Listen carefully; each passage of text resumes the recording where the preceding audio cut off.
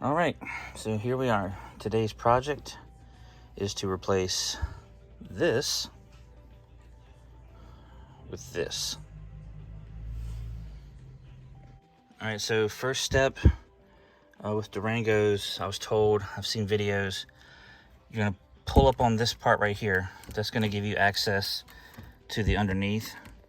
But what I'm trying to do next is see if I could pop this plate off from having this up and see if that gives me access to the shifter like I need. All right, I just watched a few Challenger videos trying to just wrap my head around this other part here.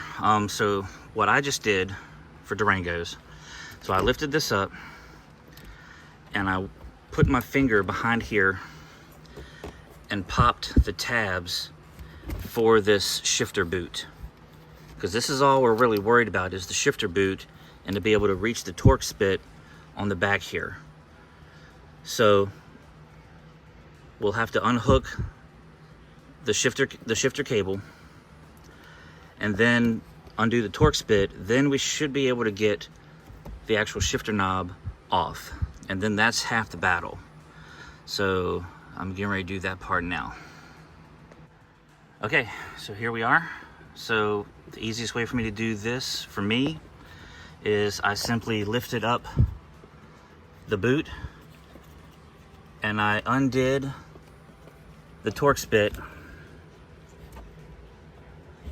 And then slid it off of the knob. So now I'm going to, okay, so I figured out I can release this part of the cable from this part on the shifter. So now I can take that kind of away from the car here and the Durango and work on it. All right, so for this part, I literally just went back to the Barton video and watched how to remove the shifter from the boot.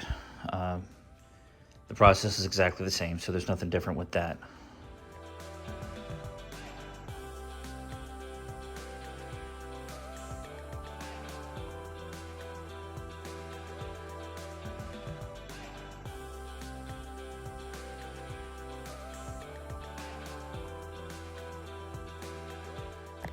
All right, so we're back inside the Durango.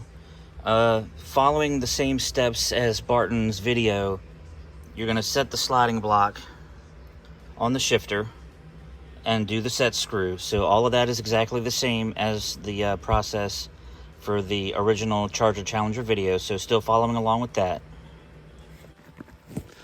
All right, so the next step after you get the block put on is to reconnect the shifter to the system. So there's enough room under here. I hooked it up and then I drug it around the front here, and I'm setting it right down in front of the shifter like that. So there's a little pocket in there that it'll fit in right under here, so that when you set it down, when it's done, it'll hold it. So there is a pocket for it under there, and then I'm going to finish up the rest of the installation. Okay, still following along with the same method from the Barton shifters video. You're going to put the two springs into the back of the base plate. You're going to set the shifter with the boot down on top of it and make sure that the springs seat. Then you're gonna put the Allen screw into the side, making sure that it fits into the grooves on the side of that base plate. Screw it down into place. Make sure that the shifter bounces up and down freely.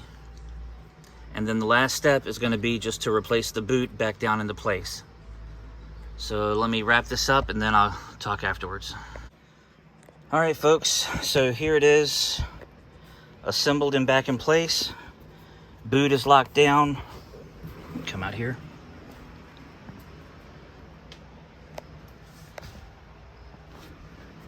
Barton pistol grip shifter installed in an SRT Durango. Let's test it out.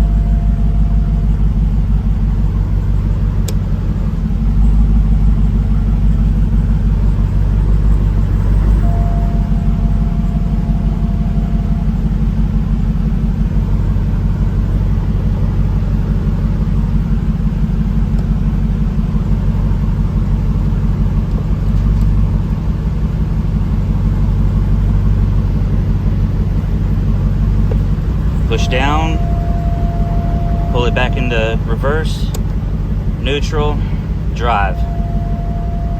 Push down, back into park. Very sturdy, very solid, very happy.